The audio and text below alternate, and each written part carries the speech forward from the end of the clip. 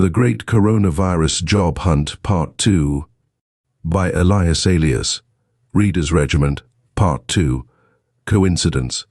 As noted in Part 1, I eventually lost interest in working for the CDC's quarantine program.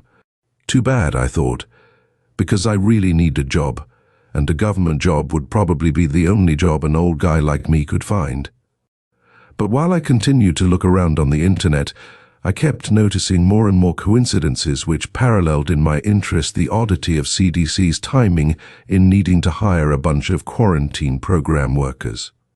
So I did keep considering, kept thinking that maybe I was being too hasty in walking out on a job I needed, just because of some silly coincidence which could likely be just a figment of my imagination anyway. To approach an answer to the question which hovers over CDC's timing for a quarantine specialist's hiring spree, I myself must be sensitive to timing. When it comes to timing, history is always in the past. My favorite mental hobby is reading books in a quest to discover what I call hidden history, so the past is a good place to start in examining the present, which of course intersects both past and future. I'm not saying that anyone is deliberately hiding important facts of our history, but I have found that apparent concerns for brevity and convenience across the 20th century have caused or contributed to some little details being more or less overlooked.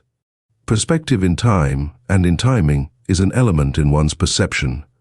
As a CIA agent once told me, perception is everything. So I must be somewhat familiar with American history across the 20th century in order to have a sense of grounded perception in present times.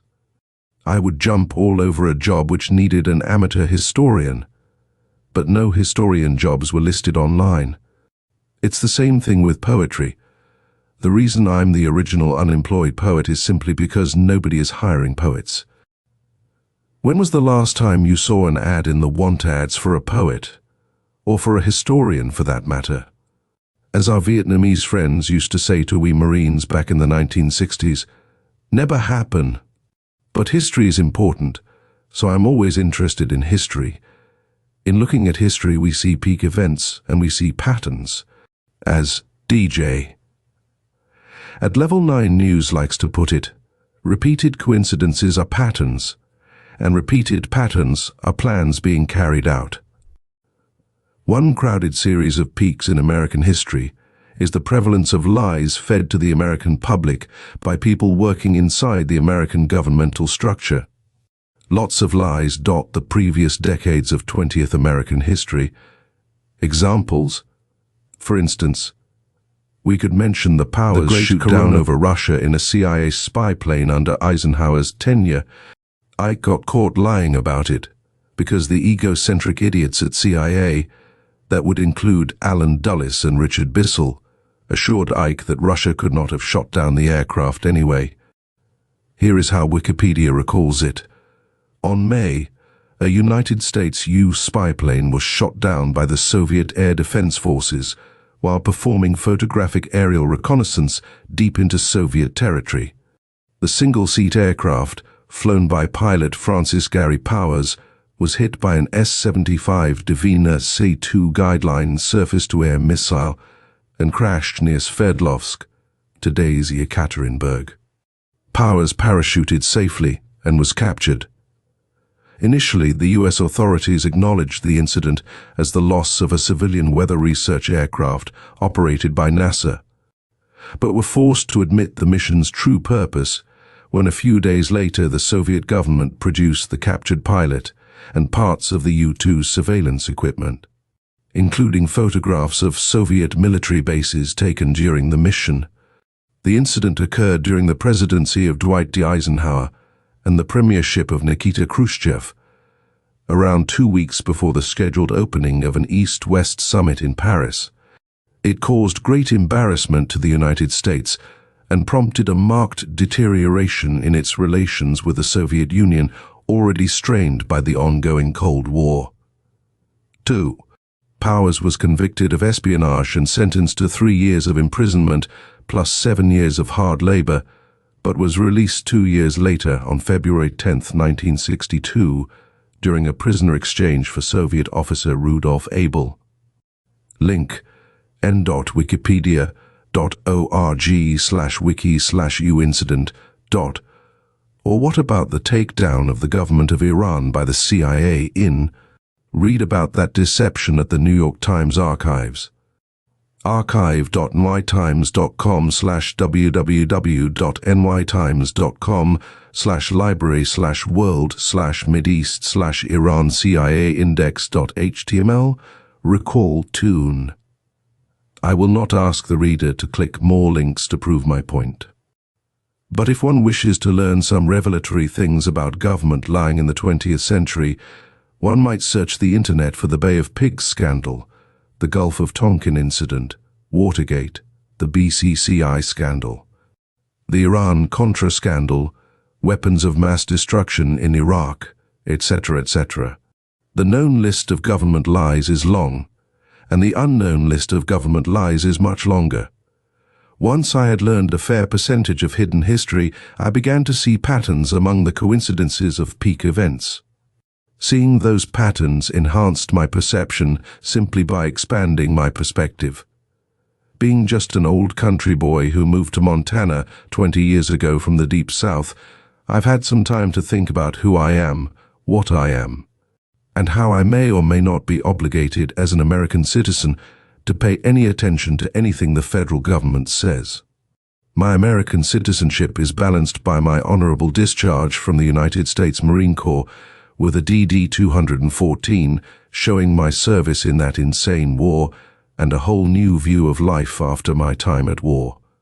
I think of myself as a bit of down-home blowback in the face of the industrial part of what Eisenhower dubbed the military-industrial complex. That military-industrial complex, just coincidentally, happens to be one of the strongest drivers of the Wall Street bubble. Of course, I would have to be a bit picky about which government job I could take, being as I'm as prone to question authority as much as any other loyal, patriotic American, and government is big on authority. The great corona. But I'm going to muse a bit now, and ask the reader to go with me, as I show how the peak events of recent history were engineered and choreographed by a small group of like-minded control freaks, otherwise known as narcissistic power-mad egomaniacs. Those control freaks somehow have convinced themselves that they are entitled to manipulate the public perception in ways which could create plans about how to use a pandemic, providing one just coincidentally came along of course to achieve their goal of world domination. I will show a surprising continuity in various reasons to lock down American small businesses under guidance of quarantine specialists newly hired to control and direct the government's drive to reduce the average American to his knees, to bankrupt countless small businesses across the land, cost this nation millions of jobs, disrupt supply chains, damage social infrastructure, dig up and burn the roots of American culture, and coincidentally reset the economy at the same time government is seeking to take Americans off the cash system and force us to use digital currency with our little high-tech smart devices which will attest our compliance with vaccines laden with tracking nano devices and biometrics, etc. The timing on all such things we're seeing today is, of course, mere coincidence, right? I'm saying that all of what we're seeing today, as I write this in the last week of March 2020 and first week of April 2020, is coincidentally patterned like a phased array psychological operation PSYOP being masterminded by a very small group of soulless individuals. To show that, to share it here in writing, I'd like to look back to the 1890s in England and work forward to present time. I will be brief, touching only on the higher peak events. I would share now a sequence of events sponsored, inspired, and/or financed by the Rhodes Round Table Group in England, which was founded by Cecil Rhodes of London and South Africa, just before the dawn of the 20th century. The Rhodes Round Table Groups grew and developed political power via the Rhodes Trust and the Rhodes Scholarship Fund throughout the first half of the 20th century. There is a very strong reason why every American should know about this, and also an unsuspected reason why we never read about this in our public school textbooks. The Rhodes Round Table original group functioned behind the scenes in British government and directed the development of British policy, primarily British foreign policy. That is the group of self-aggrandized idiots who engineered 2 world wars and attempted to establish a one-world government at the end of each of those world wars. Their first effort failed, but their second attempt succeeded in launching the United Nations. Every one of those peak events seriously affected our grandparents' generation across the first half of the 20th century. The reason I wish to mention that political policy-making group has to do with exposing or revealing how secret powers behind the scenes in world and national politics somehow managed to communicate secret plans with like-minded peers without the public ever noticing it. I believe that I can show this with clarity and veracity. The following is an example of how it is possible that the CDC could know in advance that there would soon be, or might be, a pandemic which would necessitate quarantines nationwide.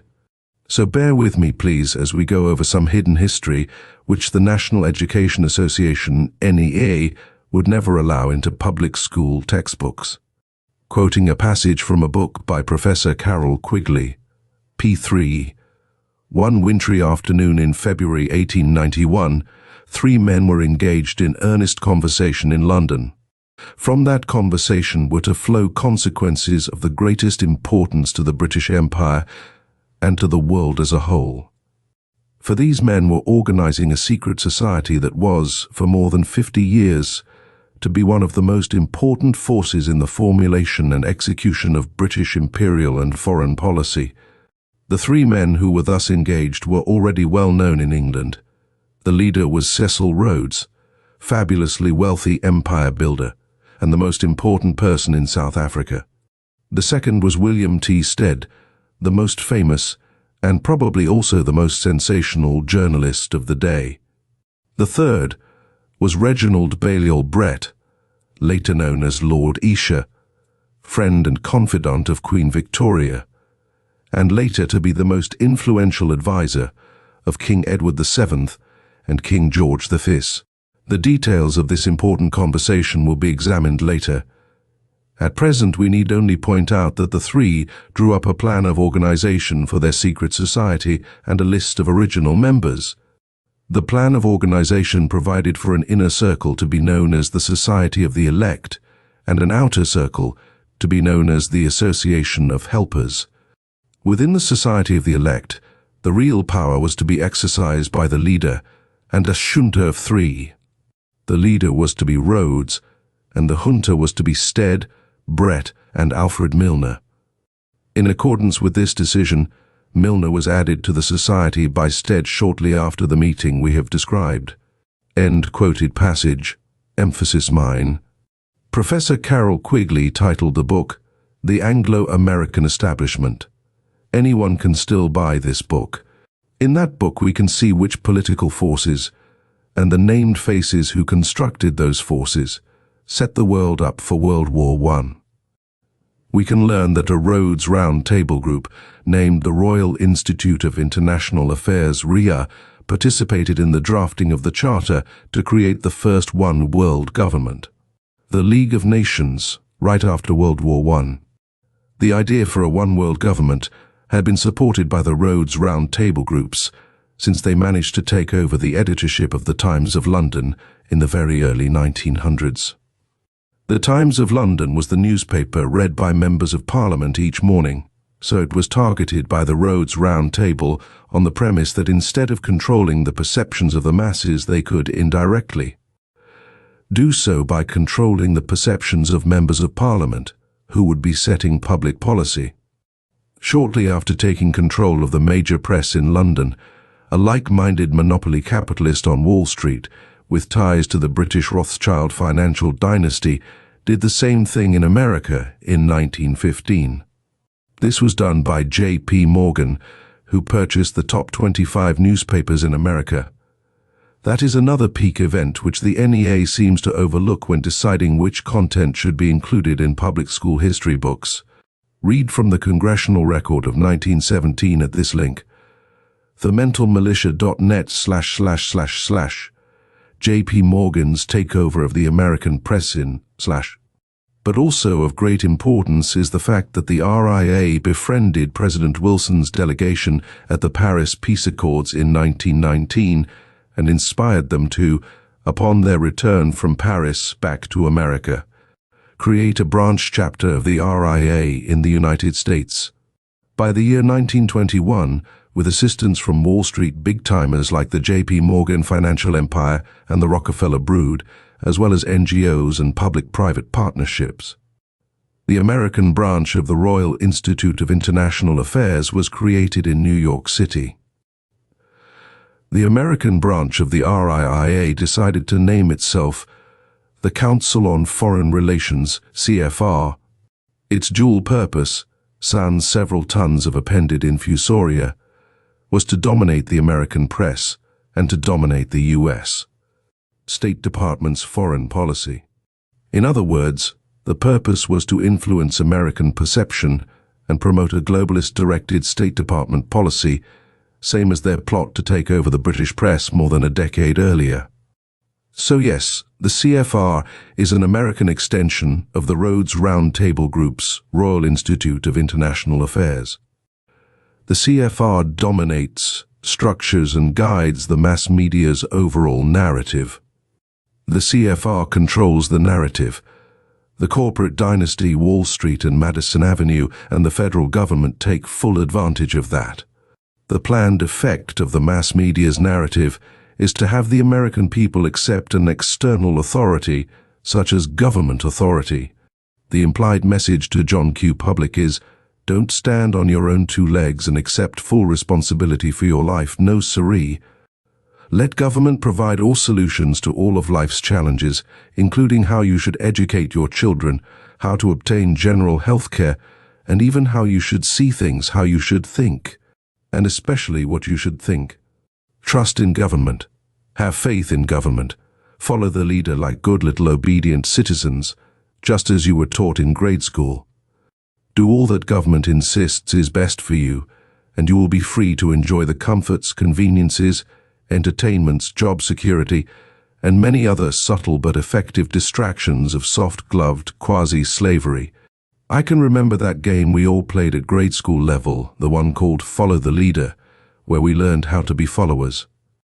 The inherent power in that one particular meme, Follow the Leader, has been vastly underestimated by the public at large, for we've all grown up wanting a leader, instead of looking within oneself for one's connection with one's original spiritual birthright as a self-owner. Now it is apparent that two concocted world wars, a Cold War and an endless war on terror, resulted from narratives injected into the collective consciousness throughout an entire range of peak events across the 20th century. That narrative has been projected here in America and to a growing extent in foreign lands via the CFR's controlling guidance. Whether it was Dan Rather, Connie Chung, Barbara Walters or Walter Cronkite, all the major news anchors on mass TV channels have always been members in the CFR. The reader will notice that the mass media is saturated with fear-mongering breaking news stories about the doom and gloom of a deadly worldwide pandemic called COVID-19, which we all must avoid by becoming slaves to the all-knowing, glorified, damned by God government. That blitz is the direct descendant of the Rhodes Round Table's Royal Institute of International Affairs satellite in America called the CFR. This has so tangled human perception in the collective consciousness of mankind on our tiny planet as to now threaten individual freedom, individual sovereignty as naturally born souls in human bodies, and personal responsibility as self-owning individuals. In popular contradiction of Thomas Jefferson's unalienable rights, which include principles of self-ownership, the unawakened masses seek an authority outside their very own souls. They want a leader to follow. They generally do not consider that their personal soul is directly connected with their creator, or with, as Jefferson put it, nature or nature's God. Understanding that the individual soul is the source of all sovereignty is a necessary psychological perception for anyone aspiring toward full ownership of one's life, one's personal responsibility, one's karma, one's unalienable right to freedom. Self-governance begins with the word self, does it not? The self is not in Washington, D.C., nor is it in heaven. It is right here on earth, so long as it manages to keep its dedicated body alive. The self is inside you. Myself is inside me. Everything external to that fact of life is state-sponsored collectivism's illusion. If a small group of powerful men sought to dominate the world, control the regional and global economies, surely they would, in their greed, know that the two societal and cultural institutions which they must use are government and religion. America was, prior to the Industrial Revolution, a nation of individuals. Our forebearers were self-owners, but the masses have always been conditioned to want their external kings or presidents, their presumptive leaders, their massive, concentrated and centralized governments. That false sense of need is exactly what the CFR and the globalist masters for whom CFR operates want to encourage. And by George, they've now got it. Here is one famous example. Hillary Clinton lets the cat out of the bag, thanking the CFR for opening a satellite office just down the street from the U.S. Department of State in WDC. She refers to the Pratt House in New York City as the mothership, and notes that she does not have to go as far now to learn from the CFR how to run the State Department. We may call the man who created the Rhodes Round Table Group, which subsequently created the CFR, a true globalist, but one righteously devoted to the notion that the globe should be run by England and its United Kingdom, the United Kingdom being the current name for the older British Empire. I'm not just saying that, I'm relating what wikiquote.org says about that. Here are a couple of significant statements made by Rhodes, which you can read along with other goodies at Wikipedia's page for Cecil Rhodes. From this link, n.wikiquote.org/wiki/Cecil Rhodes. I contend that we are the first race in the world, and that the more of the world we inhabit, the better it is for the human race. If there be a God, I think that what he would like me to do is paint as much of the map of Africa British red as possible. The Story of Africa, BBC World Service, retrieved on June 13, 2009. And this jewel, to and for the establishment, promotion and development of a secret society, the true aim and object whereof shall be for the extension of British rule throughout the world, the perfecting of a system of emigration from the United Kingdom and of colonization by British subjects of all lands, where the means of livelihood are attainable by energy, labor and enterprise, and especially the occupation by British settlers of the entire continent of Africa, the Holy Land, the valley of the Euphrates, the islands of Cyprus and Candia, the whole of South America, the islands of the Pacific not heretofore possessed by Great Britain, the whole of the Malay archipelago, the seaboard of China and Japan, the ultimate recovery of the United States of America as an integral part of the British Empire, the inauguration of a system of colonial representation in the Imperial Parliament, which may tend to weld together the disjointed members of the empire, and finally the foundation of so great a power as to render wars impossible and promote the best interests of humanity. 1877 will, quoted in Cecil Rhodes by John Flint. Did you notice that part about bringing the United States back into the British Empire? And his vision that a great enough power could stop all wars if Great Britain were the ruler of the empire. Pack Africa with British settlers, and South America. This is the character, the mode of thought, the personality and philosophy of the man who created the group that created the Council on Foreign Relations, CFR. Above I have copied into this article an excerpt from Professor Carroll Quigley's book, The Anglo-American Establishment, depicting Cecil Rhodes as a world changer who worked through a secret society of the elect to mold 20th century British Empire policy. Rhodes was hugely wealthy, similar in wealth to today's madmen like Bill Gates and Elon Musk. Rhodes created the Rhodes Scholar Program to train young men for work in promoting the global conquest of the British Empire. Rhodes scholars are taken to England, where they are indoctrinated into Fabian socialism before returning to their native countries to promote the one world government idea. The man who wrote the book, The Anglo-American Establishment, Professor Carroll Quigley, also got a young Bill Clinton a Rhodes Scholarship, so the psychopath Clinton did get a dose of Fabian socialism. Although he failed to graduate as a Rhodes Scholar. One note aside, regarding the Quigley-Clinton Rhodes Scholarship fiasco, when the average American mom and pop learn that their graduating son has been selected to be a Rhodes Scholar, they are filled with pride that their son has demonstrated that he and his studies stand head and shoulders above his classmates. They will brag about their son being thus selected for success in the real world. Hardly any family has any idea what is behind that Rhodes Scholarship.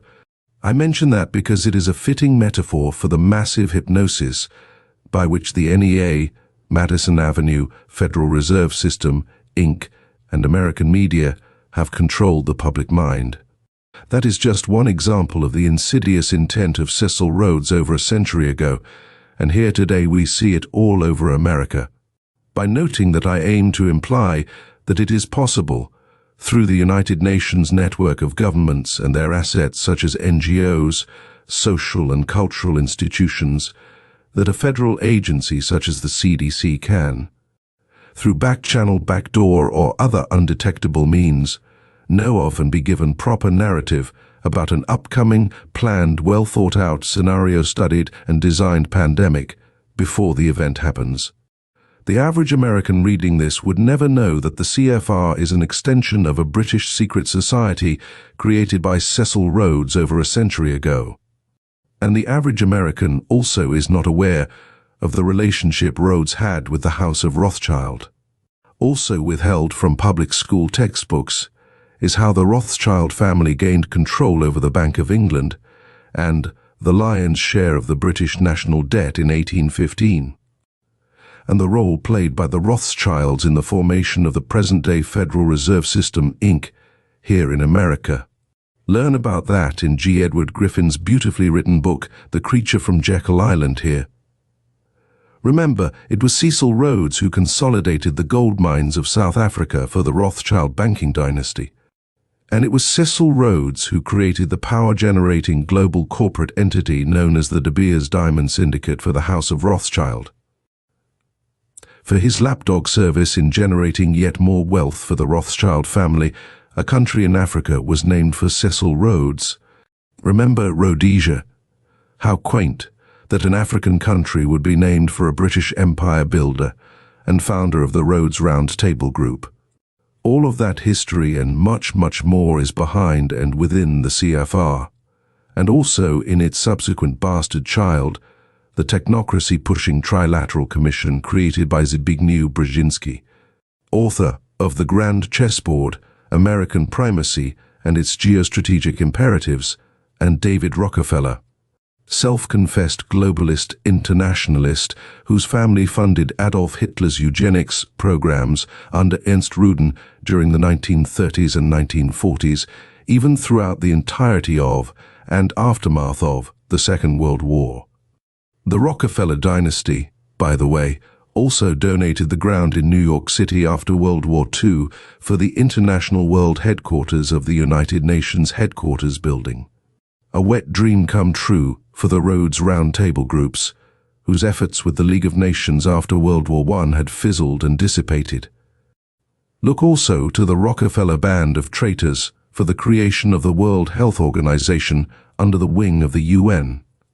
So far, I have learned that I don't want to work for the CDC, the CFR, and its American mainstream media and State Department. Whatever their original humanitarian premise was when created, the morphic transmutation of those fellow travelers has produced abusive natures in their current capacities. Shoot! The more I looked, the more my chances of finding a job appeared to be nil.